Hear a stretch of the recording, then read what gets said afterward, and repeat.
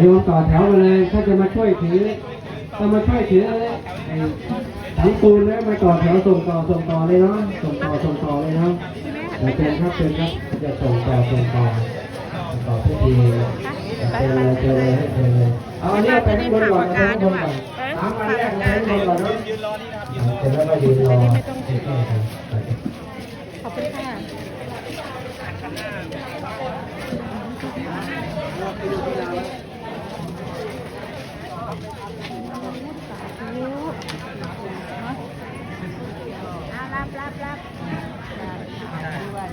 รับเป็นบุญใหญ่เลยนะเนี่ย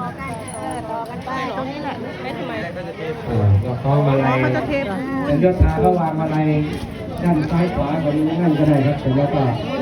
เหรียญลงไปใครก็ใส่นี่เราไปใส่ได้เราเอาเงินมาบนแม่เราเอาเงินใส่ในนี่เลยเนี่ยเหรียญอธิษฐานจิตแล้วก็พร้อมพวงมาลัยที่องค์พระเอาเหรียญใส่ไปแล้วค่ะเสร็จแล้วก็ลายันตุโพธิอาโมเรสักยานามันเทวัตตโมเอวังตวังยิชยโย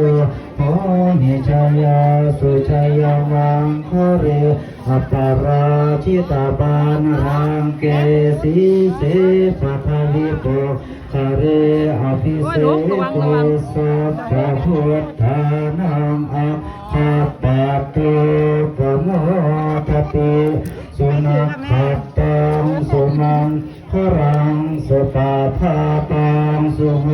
ติตังสุขันโนสุโมโหตจะสุเยทังพรามจาริสุภทักกินังกายะขังมังวาจากัมมังปะทักกินังปะทักกินังมโนกัมมังปณิทิเตปะทักกินาปะทักกินานิตัตตาวานรธันตเท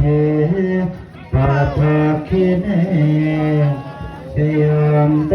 โพธิยาโมเรสักยานังนันทิวัตตโนเอวังตวังพิชัยโยโหหิชัยาสุชัยมังคะเรอปาราชิตาปามรังเกสีเสปัทวิโปจาเรอภิเศกสัพพะพุทธ